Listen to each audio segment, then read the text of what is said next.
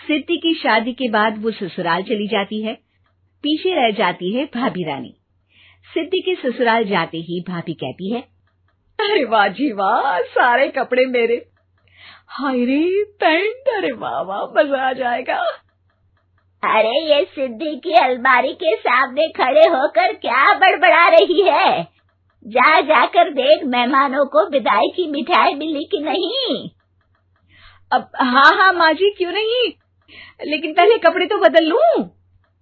अब रानी आ जाती है सिद्धि के उन कपड़ों में जो वो ससुराल जाने से पहले घर छोड़ जाती है। अरे रानी, कुछ दिन रुक जाती। अरे ये तो सिद्धि बिटिया को मैंने ही दिया था, बड़ा ही फबता था उस पर, तुझ पर तो कुछ खास नहीं लग रहा। अब वो ना मेरे सारे कपड़े गीले थे तो सोचा पहन लूं।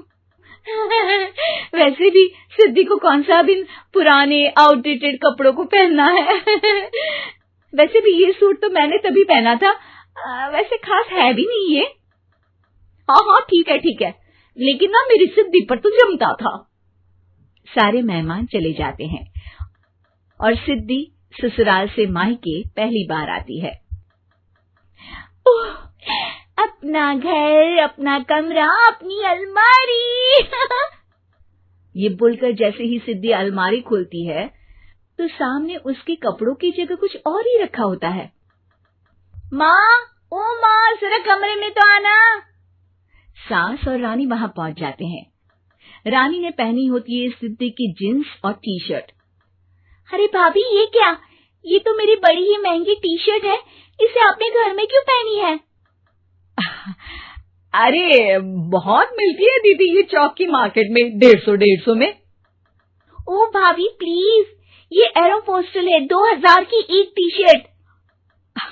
ओहो, 2000 में तो दीदी 4 साड़ी आ जाए। अब क्या बोलूं?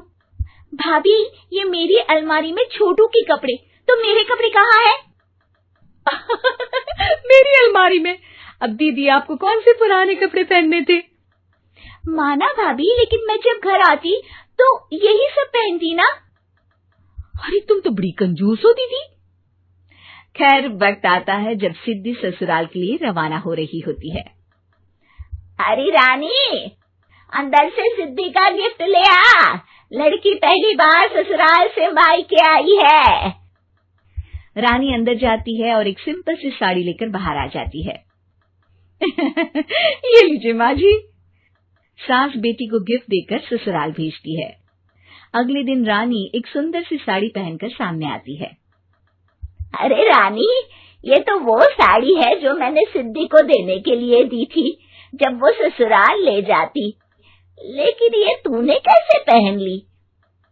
अरे माँ जी, ये साड़ी तो मुझे बहुत पहले से ही पसंद थी, लेकिन चिंता ना करिए, मैंने सिद्धि के लिए भी अच्छी सी साड़ी दी है। हाँ। तभी सिद्धि का फोन आता है। क्या माँ, कुछ अच्छा तो दिया होता ससुराल ले जाने के लिए। अरे पहले दिखा दिया होता। यूं चमकते हुए पैकेट में नौकरानी वाली साड़ी मत दिया करो माँ। अरे बेटे, वो तेरी भाभी ने ना गलती से उससे पैकेट बदल गया। हाँ, मैं कल ही तेरे भाई के हाथ से तेरा वाला पैकेट भेज दूंगी।